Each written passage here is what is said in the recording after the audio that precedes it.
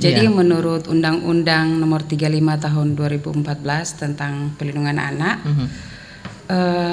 anak itu adalah seseorang yang berusia belum 18 tahun, termasuk anak yang ada di dalam kandungan.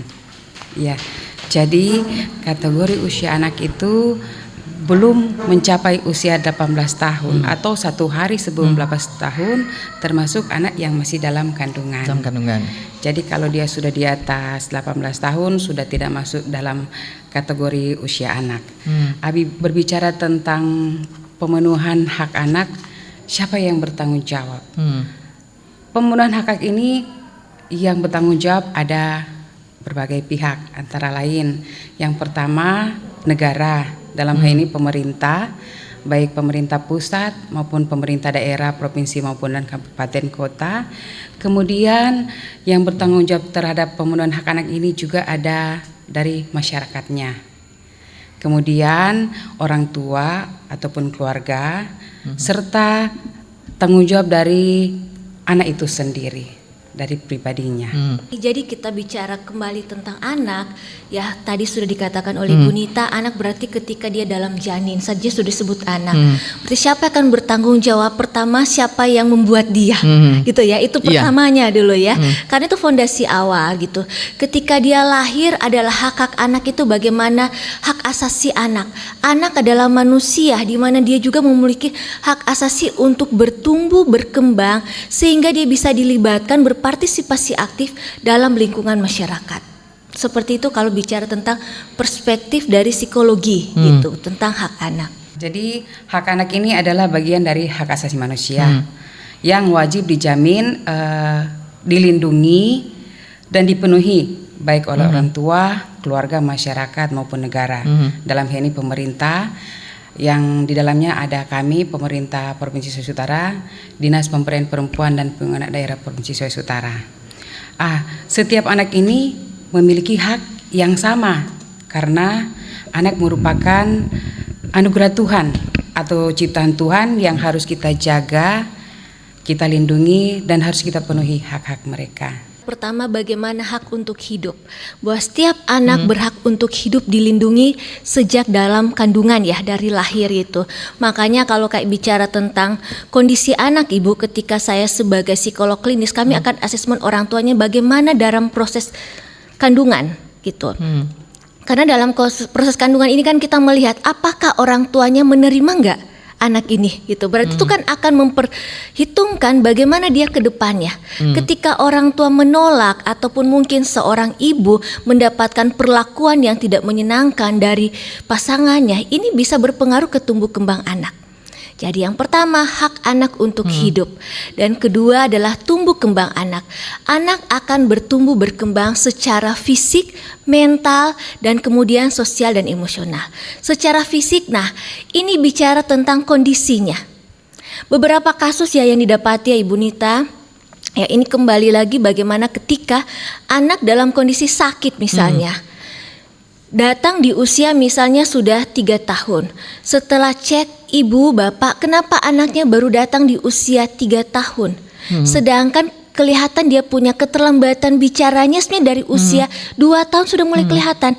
Alasan orang tua atau mungkin jawaban orang tua ya, ibu kami terlalu sibuk gitu ya. Terlalu sibuk akhirnya tidak punya waktu untuk bawa anak. Anak yang masih bayi, balita gitu, dia butuh siapa?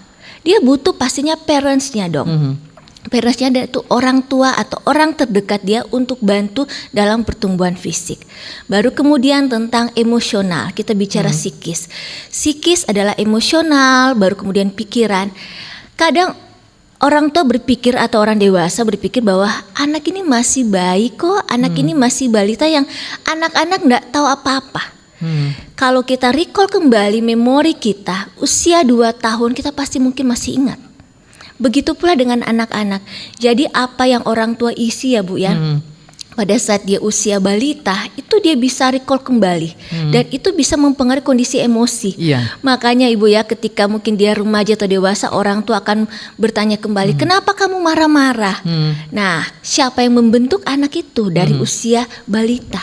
Golden age itu kan mempengaruhi tumbuh kembang. Begitu pula dengan sosial dan sebagainya. Dalam hal ini pemerintah negara telah meratifikasi terkait dengan pemenuhan hak-hak anak melalui Konvensi Hak Anak di dalam Keputusan Presiden nomor 36 tahun 1990, di mana ada di situ 5 klaster dan 24 indikator di dalam Konvensi Hak Anak tersebut. Dari 5 klaster ini yang terkait dengan pemenuhan hak anak kita bisa lihat di dalam klaster 1 sampai dengan klaster yang keempat. Jadi klaster yang pertama yang berbicara tentang hak sipil dan kebebasan. Terus klaster yang kedua tentang lingkungan keluarga dan pengasuhan alternatif. Dan klaster ketiga tentang kesehatan dasar dan kesejahteraan, serta klaster yang keempat pendidikan, pemanfaatan waktu luang dan kegiatan budaya. Dari 4 klaster ini beberapa hak anak yang ada di dalamnya. Yang pertama, anak berhak atas nama sebagai identitas diri dan status kewarganegaraannya. Kemudian anak berhak untuk beribadah menurut agamanya. Mereka berhak untuk berpikir, berprestasi sesuai dengan tingkat kecerdasannya. Yang ketiga, anak berhak untuk mengetahui orang tuanya. Dia dibesarkan atau diasuh oleh orang tuanya sendiri.